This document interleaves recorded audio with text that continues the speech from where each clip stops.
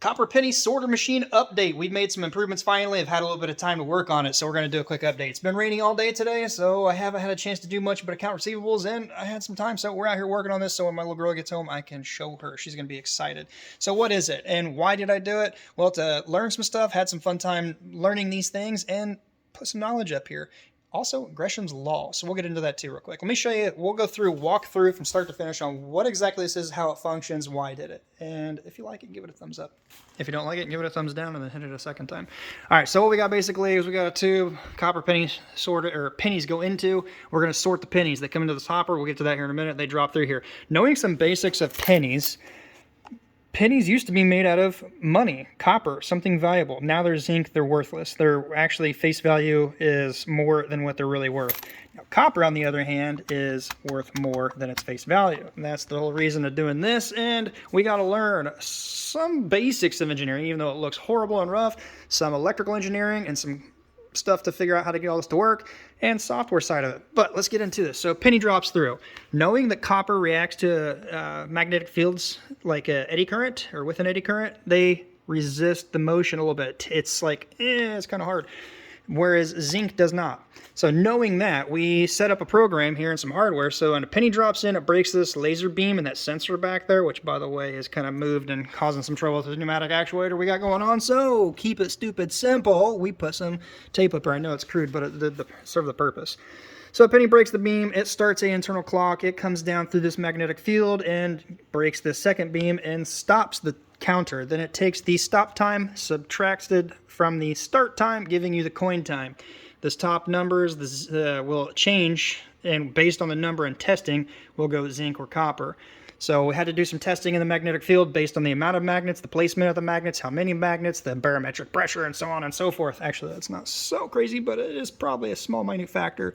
We did some testing. We noted the times. Basically, 191 milliseconds or greater means it took longer to fall through, and it is a zinc. So it'll print zinc up here and add one to the zinc count. I'm sorry, copper, and add one to the copper counter. If it falls through quicker, it's zinc. Has not reacted to the eddy currents as much, so it will just drop right through.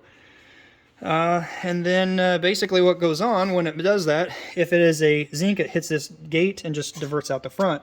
If it's copper, it sends a signal to the solenoid in the back here and says fire gate, which will fire, and then it drops through, hits that scoop and shoots out the backside over here. Then at which point the program re-loops through and says, hey, fire feeder. So it fires this MOSFET right here, which drives the solenoid in this, which is a 5-3 valve, or I'm sorry, a 5-2 valve. There's the schematic of it right there. So you got 1, 2, 3, 4, 5 ports, pressure in, 2 pressure lines out. Right now it's charged up on this, which is in the back position is a 16 by 25. So 16 millimeter bore, 25 millimeter stroke, linear actuator, pneumatic actuator. Pew. And it got rid of the H-bridge because it was heating up too much from the stepper motor. Yeah, whatever. Let's just skip all that. There's what it was. It was overheating, causing problems. We made it simple. Diode protected, because when this does its job and does what is needed, when it collapses on itself, there's a winding of copper coils. There's a magnetic shaft in here, or an iron rod. And yeah, it creates another charge and could throw a spike back in, frying your MOSFET or your board up here, which would not be good. So diode protect each one of these. This is the lower gate. This is the feeder. So it fires another feeder in, drops down, repeats the process. I have had a new issue develop, which I think I can make with a piece of hardware. The coins fall through and get wedged right back up in here, and just got to flick it. So if you see me do this, it's because one got jammed in there. Basically put a little angled piece of metal so as they shoot out and hit it, they hit and spin and drop in better, don't get jammed. Knowing that wartime, they changed the composition of the pennies to nickel because they needed the copper for artillery stuff. They went to steel pennies for a couple years. And I knew this designing this, and I figured I need to put a magnet in prior to there, up here somewhere. I didn't do that yet. One got jammed. Saw it, and I knew that in that war era, if you get a copper penny that should have been steel, you're looking at some big bucks. So I was like, oh, and I got my hopes up thinking I was going to be driving a Lambo. Nope, not so much. And then it dawned on me, it's like, wait, if it's copper, it would have fallen through and not got stuck. Nevertheless, it got stuck. But hey, our Canadian friends, they've already started debasing pennies, as of at least this one here is 2007, I think it is. And check this out. Keep magnets right up here. She's steel, and she got stuck down here. Dug her out, kind of a pain in the butt. All right, so by the way, why am I doing this? Look at this here, 1952, that is a silver penny. It's worth about 15 times its value right now. So Gresham's law. Junk money, junk currency running out of circulation. The good hard money, good sound money, something that actually takes value to create and to mine and extract.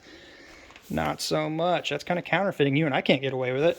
So you can get some good value out of this, but I went through boxes of this. I did find a few. It's not near as many. In a box, you're lucky if you find one. So not really worth it. Pennies, you can find quite a bit more, but you got to go through and just go. It's not really worth it. So that's why I built a machine to do this for me, all automated.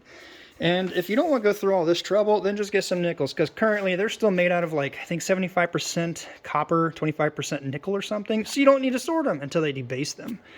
All right. By the way, let's go into this right here as my dogs go crazy as another package comes. All right, I did a quick Google search on my phone, and it said that as of December 7th this year, this is what this is comprised of in the melt value. It doesn't show it on here, but December 9th, so as of just a few days ago, and you'll see on the next one, copper penny, so 1 cent face value, is worth 2.5 cents, more than double its value. All right, let's check nickels, as I said. Nickels, not worth quite as much, but the fact that you don't have to actually sort them, its melt value is more than its face value. It's not long before they start debasing nickels. And silver, because they're worth quite a bit more, so you're talking, 15 times its face value, that's why they're plucked out of circulation. So, not that this is going to create Lambo money, but you know what will? The knowledge you feed up into this right here will get you the outcome you want. So, let's see this thing work real quick.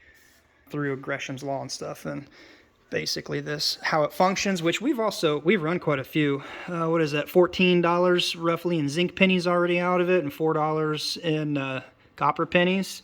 So $20 worth of pennies here. And the melt value of this is worth quite a bit more. So these will go back to the bank. I'm going to hold on to these. I've got over 50 pounds of pennies in this guy back here. It's completely filled up behind my oxygen cylinder. Let's try it. I do need to add a start-stop function. And by the way, the Arduino Nano, it is a pretty powerful microcontroller. Well, the chip is a microcontroller. This is a board. I will be eventually switching it over to a Raspberry Pi Pico W. Oh, because it's more powerful. 16 megahertz, 128 megahertz. More memory, more RAM. And this little guy right here is a Wi-Fi Bluetooth chip, so you can do a lot more with it. You can actually control it wirelessly. You can send and receive, and it's got more pulse width pins on it, analog. So really cool. I'll be working on that here soon. Let's go ahead and feed this thing. Let's just drop one in and get her going. By the way, I did add the magnet up here, so if it does shoot out a steel penny or anything steel, it'll get caught by that. Where that's not this Canadian debased one. It does stick to it now. You can see it'll just shoot out of there. All right, here we go. Let's feed it. Let's watch this bad boy run. She's running with about 20 to 25 PSI, not much. Comes up in here, goes to the valve, sends it over. Comes through, breaks the laser beam. Comes through, it's going to start registering what we got down here. Glare off there, there you go. So if they hit that and divert, it's zinc. If that gate retracts, it'll be a copper one. It's going to fall into the backpack here. So you can't just simply look through and be like, oh, that's a dark oxidized one. It's a copper penny. Well, zinc pennies have a thin copper coating, so you still can find some that are pretty oxidized, like this one right here. It's going to be 1990, so it's still zinc, but it has a little oxidation. Now, on the flip side, you can find some that aren't oxidized that are copper, if it'll focus there. Oh shit, we got a wrong one in there. Damn, that's not good on camera. 1980. So 82 dated certain mints are copper. Basically, the point I wanted to make with this is the fact that they're not going to always be oxidized. It could have been in the drier, like, less desirable conditions for this to oxidize. I did go through, and I'm really surprised that I actually found one, but a lot of these, we'll just go through real quick. 71, 80, 78, 71. Oh, there's Canadian copper penny. 1963. And I take us another step further. So it actually did good. I don't know what happened and why one. Maybe I fell off. Who knows? But then I will take the copper ones I've gathered and throw them out on a clear plexiglass sheet, which I keep back here somewhere, wherever it is.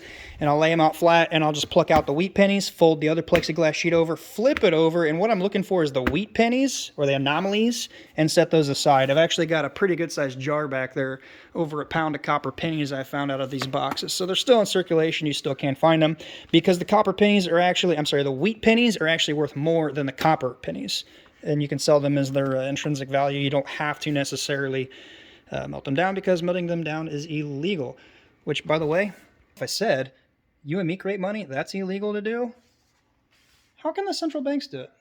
I don't know. Like I said, it's all what you feed in here. Maybe one day I will be driving that Lambo. If you liked it, give it a thumbs up. I appreciate it. Until next time, be safe. We'll see you in the next video.